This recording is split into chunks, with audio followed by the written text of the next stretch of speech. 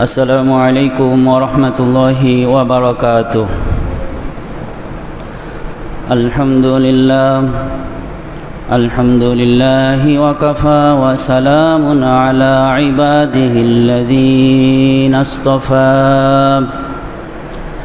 عما بعد، فقد قال الله تعالى في القرآن الكريم: أعوذ بالله من الشيطان الرجيم. بسم الله الرحمن الرحيم. ومن آياته يريكم البرق خوفا وطمعا وينزل من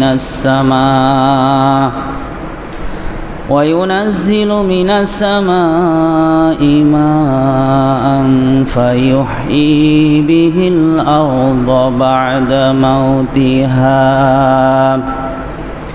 إن في ذلك لآيات لقوم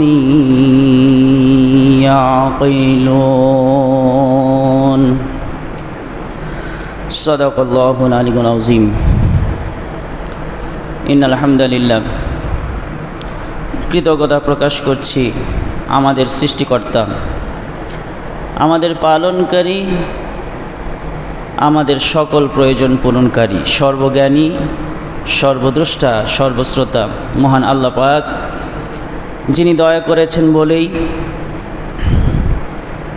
23,42,00,000-এরও বেশি মানুষ যখন করোনায় আক্রান্ত হয়ে সারা বিশ্বে 47 লক্ষেরও বেশি মানুষ যখন মৃত্যুবরণ করল, ঠিক এই রকম একটি দুর্যোগময় মুহূর্তে আল্লাহ তাআলা আমাদেরকে এখনও সুস্থ রেখে, নিরাপদ রেখে দুনিয়ার বুকে সবচাইতে দামি জায়গা জান্নাতি বান্দাদের মিলন কেন্দ্র তথা আল্লাহর ঘর মসজিদে আজকে জুমার সালাত আদায়ের জন্য আল্লাহ তাআলা আমাদেরকে হাজির হওয়ার তৌফিক দান করেছেন। মালিকের দরবারে সকলে অন্তর থেকে একটু আওয়াজ দিয়ে বলছি আলহামদুলিল্লাহ। অসংখ্য দরুদ বর্ষিত হোক আরবের মরুদুল সাইয়্যিদুল মুরসালিন রহমাতুল লিল আলামিন, যার উম্মত হতে পেরে আমরা ধন্য হয়েছি, যার উম্মত হওয়ার বদৌলতে আমরা আল্লাহ পাকের কাছ থেকে সর্বশ্রেষ্ঠ আসমানি কিতাব আল কোরআন উপহার হিসেবে পেয়েছি। যে রহমতের নবী সত্যের পথ দেখিয়ে, মুক্তির পথ দেখিয়ে, জান্নাতের পথ দেখিয়ে মদিনায় শুয়ে আছেন, তার শানে আমরা সকলে দরুদ এবং সালাম করছি। সকলে বলছি সাল্লাল্লাহু আলাইহি ওয়াসাল্লাম। দ্বীনের জন্য নিবেদিত প্রাণ হয়ে যারা ইসলামের খেদমত করেছেন, বর্তমানেও যারা কোরআনের নির্ভীক সৈনিক হয়ে আল্লাহর জমিনে কাজ করছেন এবং কিয়ামত পর্যন্ত যারা ইসলামের পক্ষে থাকবেন, আল্লাহ তাআলা আমাদেরকেও তাদের অন্তর্ভুক্ত করুন এবং আমাদের সবাইকে জান্নাতুল ফিরদাউসের মেহমান হওয়ার তৌফিক দান করুন। আমরা বলছি আল্লাহুম্মা আমিন। সম্মানিত উপস্থিতি, আমরা ধারাবাহিক আলোচনা শুনছি আল্লাহ পাকের কোরআন থেকে। আমাদের আলোচ্য বিষয় আল কোরআনে জাহান্নামীদের পরিচয়। এই বিষয়টিকে সামনে রেখে আমরা 1 নম্বর পারার 6 নম্বর পৃষ্ঠা সূরা বাকারা থেকে একটি আয়াতে কারিমা আলোচনা করছি। আল্লাহ তাআলা বলছেন ওয়াল্লাযীনা কাফারু। জাহান্নামীদের প্রথম শ্রেণী হলো যারা কাফের। আর আল্লাহ তাআলা নিজের অস্তিত্বের নিদর্শন হিসেবে বিশ্ববাসীর সামনে কতগুলো নিদর্শনের কথা উল্লেখ করেছেন যে মানুষ কি করে আল্লাহ তাআলাকে অস্বীকার করতে পারে।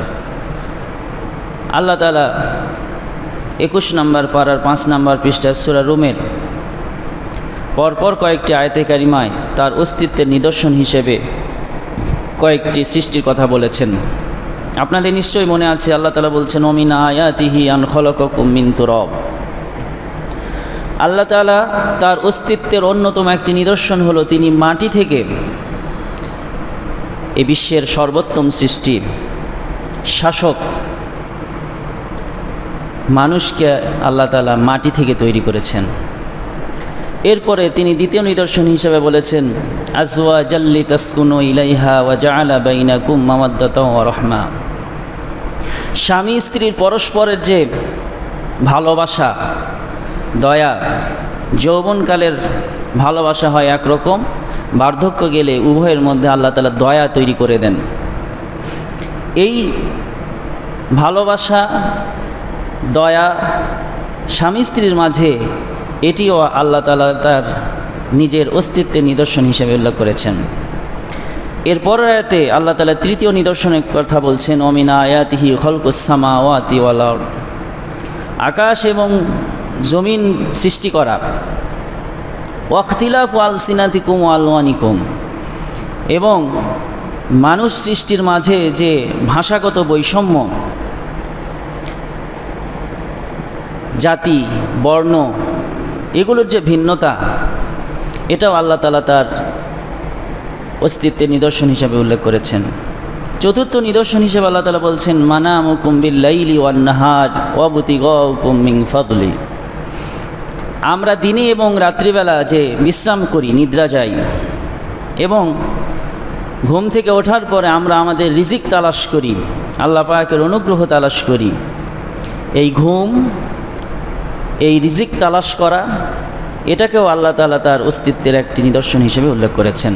আমাদের মোটামুটি আলোচনা এই পর্যন্ত এর আগের জুমাগুলোতে হয়েছে। আসুন আজকে আমরা আল্লাহ পাকের আরেকটি নিদর্শন আল্লাহ তাআলা যেটি এর পরের আয়াতেই বলছেন ওমিন আয়াতিহি ইউরিকুমুল বারকা খাউফান ওয়া তামা। আল্লাহ তাআলা এই আয়াতে কারিমা তার আরেকটি অস্তিত্বের নিদর্শন হিসাবে বলছেন যিনি তোমাদেরকে দেখান ইউরিকুমুল বারকা, বার্ক বিদ্যুৎ। আমরা আকাশের দিকে তাকালে মাঝে মাঝে দেখি যখন বৃষ্টি আসে অথবা বৃষ্টি হবে এরকম একটা পরিবেশ তৈরি হয়, তখন মেঘ চমকায়, সাদা আলো জমিনে এসে পড়ে। এই যে বিদ্যুৎ চমকানো, আল্লাহ তাআলা এখানে এটাকে তার অস্তিত্বের নিদর্শন হিসাবে বলছেন। এখন আমরা এই শব্দটাকে একটু বৈজ্ঞানিকভাবে বিশ্লেষণ করে দেখব, কারণ আল্লাহ তাআলা এখানে ইউরিকুমুল বারকা খাউফান ওয়া তামা দুইটা শব্দ উল্লেখ করেছেন যে এই যে বিদ্যুতের চমক, এখানে তোমাদের জন্য খৌফা ভয় আছে, ওয়া তামা এবং তোমাদের জন্য খাবার আছে। সুবহানাল্লাহ। ভয়টা কি? ভয়টা আমরা মাঝে মাঝে দেখি যে আকাশ থেকে বিদ্যুৎ পড়ে মানুষ নিহত হয়েছে, আহত হয়েছে। খোলা জায়গায় কৃষকেরা কাজ করছিল, হঠাৎ করে বিদ্যুতের চমক এসে শরীরে লেগে পৃথিবীর বুক থেকে মারা গেছে একজন, একাধিক, বিভিন্ন সময় আমরা খবরে আমরা জানতে পাই। দিনে দিনে বিজ্ঞানীদের মতে এই বিদ্যুৎ সৃষ্ট হয়ে এই বার্ক বিজলির আলোতে মানুষ মারা যাওয়ার সংখ্যা বাড়ছে। এটা হলো আমাদের একটা ভয়ের ব্যাপার। আল্লাহ তাআলা বলছেন খাউফা, তোমাদের ভয়ের ব্যাপার আছে। ওয়া তামা, আর এই বিদ্যুতের মধ্যে তোমাদের জন্য খাবার আছে। সুবহানাল্লাহ। আমরা চিন্তা ভাবনা করি নাই, দেখি মেঘ হয়, অন্ধকার হয়, বিদ্যুৎ চমক হচ্ছে, গর্জন হচ্ছে, বিদ্যুৎ চমকাচ্ছে, ব্যাস। আমরা এটা নিয়ে আর কখনো ওইভাবে গভীরে বিশ্লেষণে যাই নাই।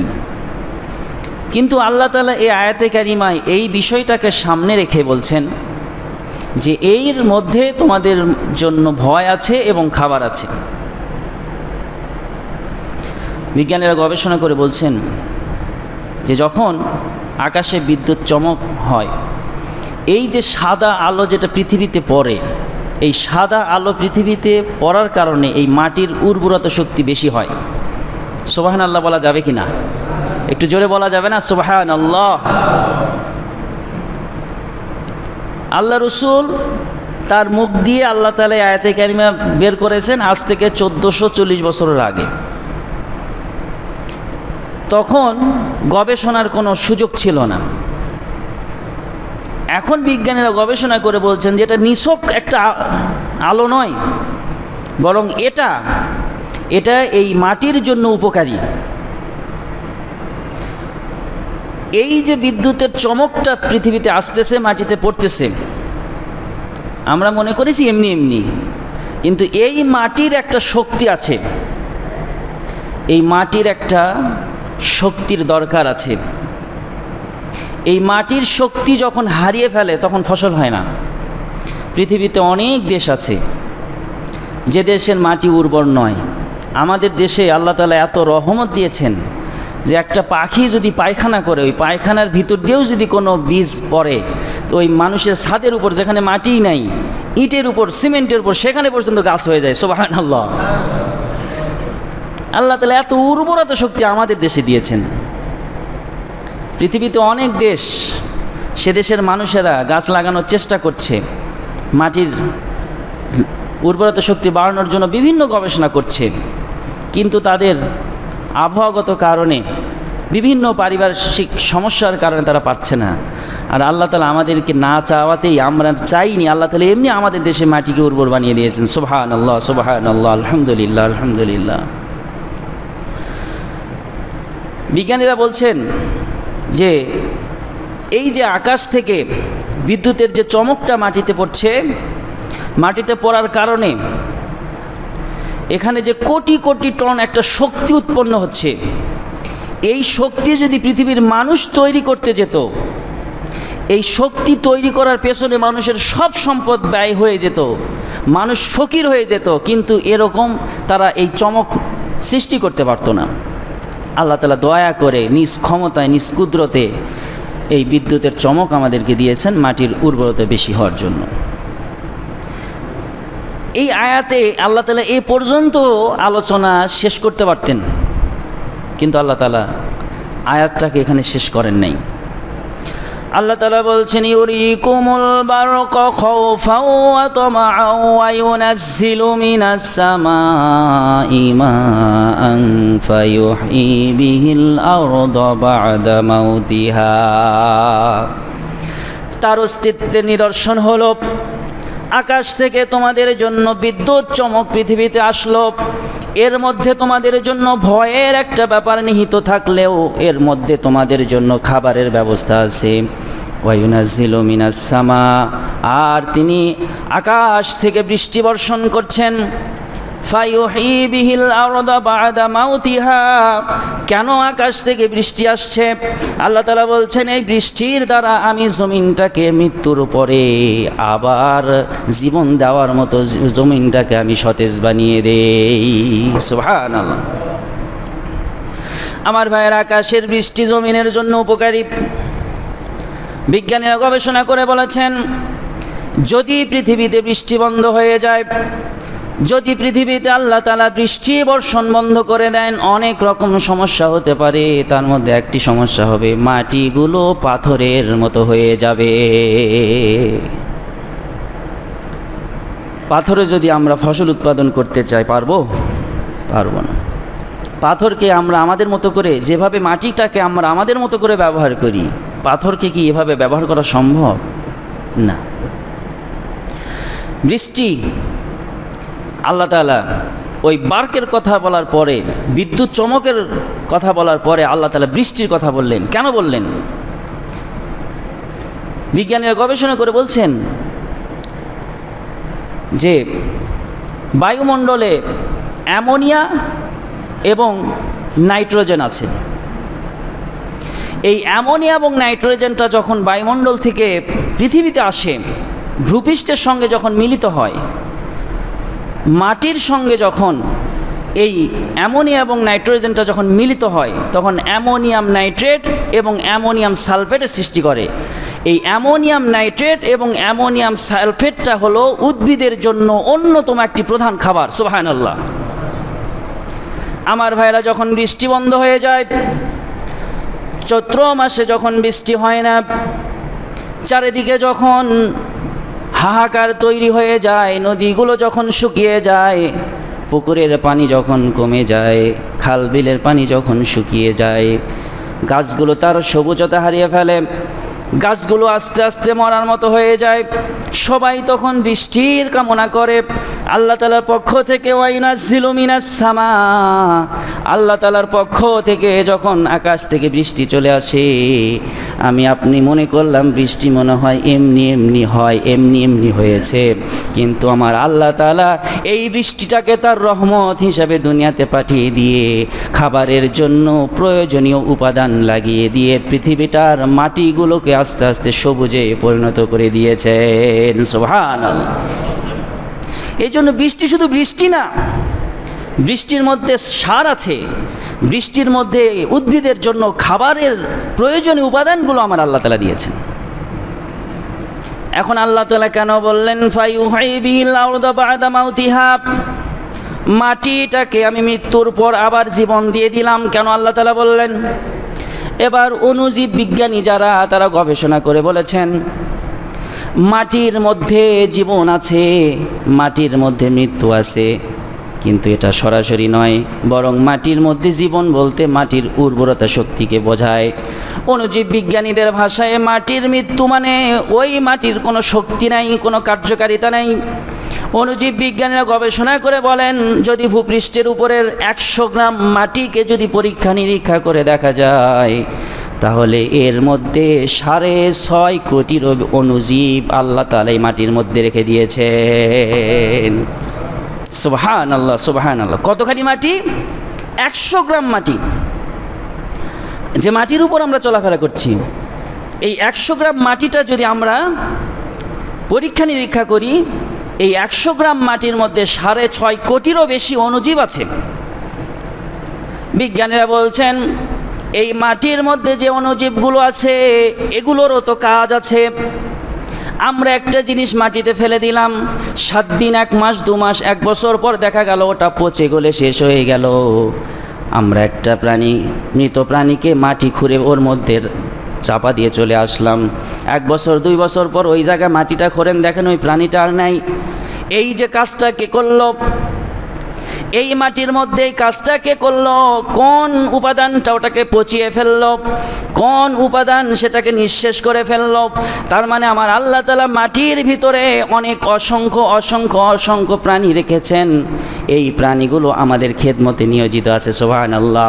আমার ভাইয়েরা, বিজ্ঞানীরা বলছেন আল্লাহ তাআলা কোরআনের মধ্যে বৃষ্টির কথা বলার পরে ফায়ুহয়ি বিহিল আরদা বা'দা মাউতিহা, মানুষ মারা যাওয়ার পর যেমনিভাবে আবার জীবিত হতে পারে, এই কথাটাকে আল্লাহ তাআলা মাটির সঙ্গে কেন দিলেন? কারণটা হলো আমি আপনি মাটির মধ্যে যে উপাদানগুলো আছে এগুলো চিন্তা ভাবনা করি নাই, কিন্তু যে মহান সত্তা এই মাটির মধ্যে এই অণুজীবগুলোকে সৃষ্টি করেছেন তিনি তো ভালো করেই জানেন। যখন আকাশ থেকে বৃষ্টির পানি যখন মাটির সঙ্গে মিশে যায়, তখন ওই অণুজীবগুলো সক্রিয় হয়ে তাদের কাজগুলো করে। সুবহানাল্লাহ, সুবহানাল্লাহ। বৃষ্টি এটা আল্লাহ তাআলার একটা বিশেষ নিয়ামত। আর বৃষ্টির পরে উদ্ভিদগুলো যে তাদের কার্যকারিতা, তাদের কার্যক্ষমতা যে বৃদ্ধি হয়, এটা আমরা চাক্ষুষ প্রমাণিত। আল্লাহ তাআলা এই জমিনটাকে সাজিয়েছেন, কত সুন্দর গাছপালা দিয়েছেন। বৃষ্টি যদি না হতো আমরা এত সুন্দর গাছপালা পেতাম না, উদ্ভিদরা যে আমরা তরুলতাগুলোকে আমরা পেতাম না। এগুলো আমরা পেয়েছি, আমরা মনে করছি এমনি এমনি। এক একটা গাছ আমার আপনার জন্য অক্সিজেন তৈরির কারখানা। সুবহানাল্লাহ। চিন্তা করেন, যদি গাছ না থাকতো আমরা যে অক্সিজেন গ্রহণ করছি, অক্সিজেন পেতাম না। আল্লাহ তাআলা আমার আপনার জন্য গাছগুলোকে অক্সিজেন তৈরির কারখানা বানিয়ে দিয়েছেন। সুবহানাল্লাহ। বিজ্ঞানীরা বলছেন যে বর্তমান পৃথিবীতে তাপমাত্রা বাড়তেছে, বৃষ্টির পরিমাণ আস্তে আস্তে কমে যাচ্ছে, পৃথিবীর অসংখ্য দেশ আস্তে আস্তে মরুভূমির দিকে এগিয়ে যাচ্ছে, সমুদ্রের তলদেশের উচ্চতা আস্তে আস্তে বাড়ছে, পৃথিবীর অনেক দেশ আস্তে আস্তে পানির নিচে তলিয়ে যাবে। এই সমস্ত বিষয়গুলোকে রক্ষা করতে হলে, এখান থেকে যদি মানুষকে নিরাপদ থাকতে হয়, তার মধ্যে কতগুলো কাজ আমাদের করা জরুরি। তার মধ্যে অন্যতম একটি হলো গাছ লাগানো। সুবহানাল্লাহ। কি লাগাতে হবে? গাছ লাগাতে হবে। এই জন্য পৃথিবীর প্রত্যেকটা দেশের সরকার জনগণকে উদ্বুদ্ধ করে গাছ লাগানোর জন্য। আমাদের দেশেও আলহামদুলিল্লাহ রাষ্ট্রীয়ভাবে গাছ লাগানোর জন্য বিভিন্ন অনুষ্ঠান, সেমিনার করা হয়, গাছ লাগানোর জন্য উৎসাহ দেওয়া হয়। এটা সরকার তার দায়িত্ব পালন করছে, কিন্তু আমাদেরও কিছুটা দায়িত্ব আছে। আমরা তো শুধু গাছ কাটি, গাছ লাগাই না। আমার ভাইরা, আমরা আমাদের বেঁচে থাকার জন্য, আমাদের অক্সিজেনের জন্য, আমাদের পরিবেশের ভারসাম্য রক্ষা করার জন্য বৃষ্টি যাতে করে পর্যাপ্ত পরিমাণ হয়, এই বৃষ্টির প্রয়োজনীয়তা, বৃষ্টিকে আনার জন্য গাছ দরকার। মাটি যাতে ক্ষয় না হয়ে যায়, এই জন্য গাছ দরকার। আর আমি আপনি যেগুলো খাবো, আমাদের খাদ্য তো আসতেছে গাছ থেকে। আমরা যে পোশাকগুলো পরছি, পোশাকের অন্যতম একটি উপাদানগুলোই আসতেছে গাছ থেকে। আমরা যদি জাগতিক বিষয়গুলোকে সামনে রাখি, তাহলে দেখব আমাদের জন্য বৃক্ষরোপণ করা খুব জরুরি, গাছ লাগানো জরুরি। এবার আসেন আমরা একটু আখিরাতের দিকে তাকাই। আমাদের রাসূল গাছ লাগানো সম্পর্কে কি বললেন? আমার রাসূল সাল্লাল্লাহু আলাইহি সাল্লাম বলেছেন, কেউ যদি, কোনো মুসলমান যদি একটা গাছ লাগায়, এই গাছে যে ফলটা আসবে, যে ফসলটা হবে, এই ফলের পরিমাণ, এই ফসলের পরিমাণ সওয়াব আমার আল্লাহ তাআলা তার আমল নামায় লিখে দিবেন। সুবহানাল্লাহ। আমরা তো অনেকে গাছ লাগাই, কিন্তু সওয়াবের চিন্তা না, এমনি লাগালাম। কেউ লাগিয়েছেন যে 20 বছর পরে এই গাছের দাম 1 লাখ টাকা হবে, এরকম। কিন্তু আমার আল্লাহ রাসূল সাল্লাল্লাহু আলাইহি ওয়াসাল্লাম শুধুমাত্র দুনিয়ার কথা বলেন নাই, বরং এটাকে সওয়াবের কথা বলেছেন। এবার একজন মুমিন একটা গাছ লাগিয়েছেন, গাছ লাগানোর পরে এই গাছে একটা ছাগল আসে, একটা গরু আসে, অথবা একটা প্রাণী আসে, এই গাছটা খেয়ে নিছে, অথবা এই কিছু পাতা খেয়ে নিছে, অথবা কোনো ফল ফসল খেয়ে নিছে। আমার রাসূল সাল্লাল্লাহু আলাইহি ওয়াসাল্লাম কত সুন্দর করে বলেছেন, কোনো মুমিন যদি গাছ লাগায়, আর এই গাছ লাগানোর পরে সেই গাছে যদি কোনো প্রাণী খায়, কোনো মানুষ খায়, এমনকি কোনো হিংস্র জন্তু যদি সেই গাছ থেকে কোনো কিছু খেয়ে নেয়, আমার আল্লাহ তাআলার পথে দান করলে যে সওয়াব হয়, যে ব্যক্তি গাছ লাগিয়েছিল তার আমল নামায় আল্লাহ তাআলা কিয়ামত পর্যন্ত সওয়াব লিখে দিবে। গাছ লাগাইছেন, ছাগল এসে খেয়ে ফেলছে, মন খারাপের কিছু নাই। ছাগলের মালিক কে? জোরে বলেন কে? আমাদের মালিক কে? অনেক সময় গন্ডগোল, না গন্ডগোল করবেন না, গ্রামে বেশি হয়। ছাগলওয়ালা আর এই গাছওয়ালার সঙ্গে রীতিমতো ঝগড়া শুরু হয়ে যায়। না, আমার রাসূল সাল্লাল্লাহু আলাইহি ওয়াসাল্লাম কত সুন্দর বলেছেন যে যদি ছাগলও খায়, মানুষও খায়, এমনকি রাত্রেবেলা কোনো একটা হিংস্র জন্তু এসে খেয়ে নিয়েছে, তবু আমার আল্লাহ তাআলা আমল নামায় সওয়াব লিখে দেন। সুবহানাল্লাহ। শুধু কি তাই, বিশ্ব নবীজি বলেছেন, কেউ যদি গাছ লাগায় অথবা ফসল লাগায়, কেউ হিংসা করে গাছটাকে নষ্ট করে যদি দেয়, অথবা ফল যদি নষ্ট করে দেয়, মাঝে মাঝে পত্রিকায় আসে 5 বিঘা, 7 বিঘা, 2 বিঘা, 10 বিঘা জমিতে ফসল লাগিয়েছে, দুর্বৃত্তরা হিংসাত্মকভাবে এসে রাত্রিবেলা গাছ কেটে দিয়েছে, এরকম হয় কি না? আমার রাসূল বলেছেন, কেউ যদি অন্যায়ভাবে, হিংসা নিয়ে, শত্রুতামূলকভাবে কেউ যদি ওই গাছটাকে নষ্ট করে দেয়, কিয়ামত পর্যন্ত ওই গাছ যদি থাকতো, আর ওই গাছ দ্বারা যদি কোনো মানুষ ভক্ষণ করত, কোনো জীবজন্তু ভক্ষণ করত, অথবা কোনো প্রাণী ভক্ষণ করত, অথবা কোনো পাখি ভক্ষণ করত, তাহলে ওই ব্যক্তির আমল নামায় যে সওয়াব হতো, আমার আল্লাহ তাআলা ওই ব্যক্তির ফসল নষ্ট হলেও, গাছ নষ্ট হলেও কিয়ামত পর্যন্ত তার আমল নামায় সওয়াব লিখেই দিবেন। সুবহানাল্লাহ, সুবহান। এমনকি যদি কোনো দুর্যোগের কারণে আপনার লাগানো গাছটা নষ্ট হয়ে যায়,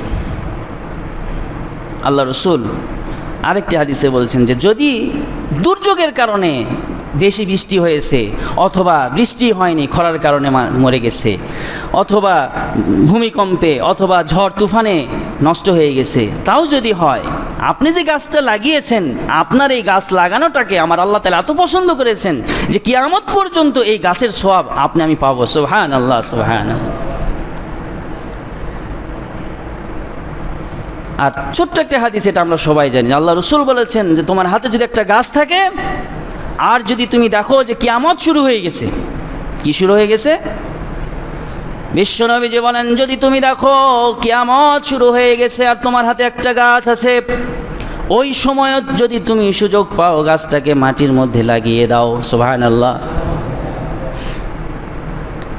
তাহলে আমরা দুনিয়ার দিকে যদি তাকাই, তাহলে আমরা গাছ লাগালে, ফসল লাগালে আমাদের জাগতিক উপকার হবে আলহামদুলিল্লাহ, পাশাপাশি আখেরাতের জন্য আমাদের কিন্তু একটা সদগায়ে জারিয়া, একটা আমল আমাদের বলবৎ থাকবে।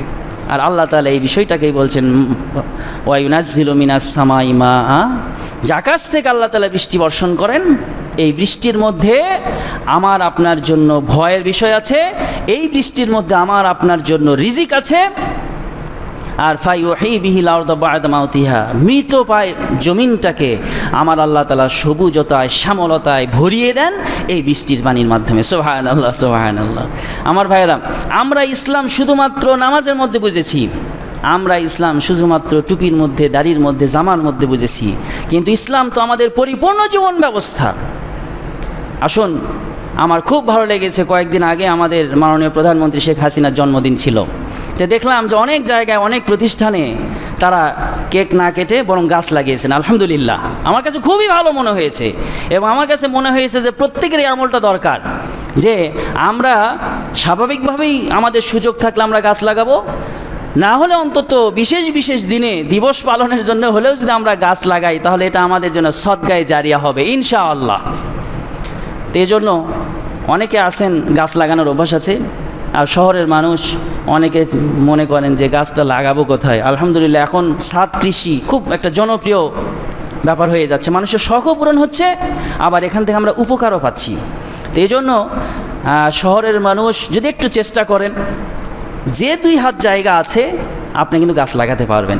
তো এই গাছ লাগানোটাকে ইসলাম অত্যন্ত গুরুত্ব দিয়ে এটাকে সদগায়ে জারিয়া, আপনি আল্লাহর পথে দান করলে যে সওয়াবটা হয়, আপনি যদি গাছ লাগান ওই গাছ থেকে আপনার সওয়াবটা হবে। আর এই সওয়াবটা থেমে যাওয়া সওয়াব না, আপনার গাছটা মরে যেতে পারে, আপনার ফসলটা নষ্ট হতে পারে, কিন্তু কিয়ামত পর্যন্ত ওই গাছ থাকলে যে সওয়াব হতো, আপনার আমার আমল নামায় সেই সওয়াব হতেই থাকবে, হতেই থাকবে, হতেই থাকবে। সুবহানাল্লাহ, সুবহানাল্লাহ। এই জন্য আমার ভাইয়েরা, আমরা যারা গাছ এখনও লাগাই নাই, আমাদের বাড়িতে, আমাদের বিভিন্ন জায়গায় যদি পরিবেশ থাকে, গাছ লাগানোর সুযোগ থাকে, তাহলে আমরা লাগাবো ইনশাআল্লাহ। লাগালে আমাদের জাগতিকভাবে উপকার হবে, আমরা পারলৌকিকভাবেও আল্লাহ রসুল যে সদগায়ে জারিয়া হিসাবে গাছ লাগানোর কথা যেটা বললেন, আমরা সেই সওয়াবটা পাবো। বিশেষ করে গ্রামের দিকে অনেক জায়গা পড়ে আছে, কেউ কিছু করে না, ফেলে রাখছেন। এক্ষেত্রে আপনারা উদ্যোগ নিয়ে গাছগুলো করতে পারেন। হযরত ওমর রাদিয়াল্লাহু তাআলা আনহু, তিনি তার খেলাফতে নির্দেশ দিয়েছিলেন যে কোনো জমির মালিক যদি পরপর 3 বছর জমিকে অনাবাদি রেখে ফেলে রাখে, কিছুই না লাগায়, তাহলে হযরত ওমর ঘোষণা দিয়েছিলেন যে এই জমিটা সরকার নিয়ে নেবে, নিয়ে সরকারিভাবে সেই জমিতে চাষ চলবে। আমার ভাইরা, কত সুন্দর নিয়ম, যে আপনার একটা জিনিস আছে আপনি ফেলে রাখবেন কেন? তাই আসুন, যেহেতু গাছ লাগানো সদগায়ে জারিয়া, আর এই গাছের কথা আমার আল্লাহ তাআলা কোরআনে অনেক জায়গায় উল্লেখ করেছেন। এই 114টা সূরার মধ্যে, 61টা সূরার মধ্যে, এবং 61টা সূরার 247টি আয়াতের মধ্যে আমার আল্লাহ তাআলা গাছের কথা উল্লেখ করেছেন। সুবহানাল্লাহ, সুবহানাল্লাহ, সুবহানাল্লাহ। তাই আসুন আমরা এই আমলটা করার চেষ্টা করব ইনশাআল্লাহ। আল্লাহ তাআলা চাইলে এই সদগায়ে জারিয়ার বদৌলতে আমরা কবরে আরামে থাকতে পারবো ইনশাআল্লাহ। এই সদগায়ে জারিয়ার বদৌলতে আমরা হাসরে আল্লাহ তাআলার কাছ থেকে নিয়ামতের হকদার পেতে পারবো ইনশাআল্লাহ। আল্লাহ তাআলা আমাদের সবাইকে অন্তত একটি করে হলেও গাছ লাগানোর তৌফিক দান করুন, এবং এর যে ফজিলত, এটা আল্লাহ তাআলা আমাদের সকলের আমলনামায় দিন। আমরা বলছি আল্লাহুম্মা আমিন, ওয়া আখিরু দাওয়ানা আনিল হামদুলিল্লাহি রাব্বিল আলামিন। আমরা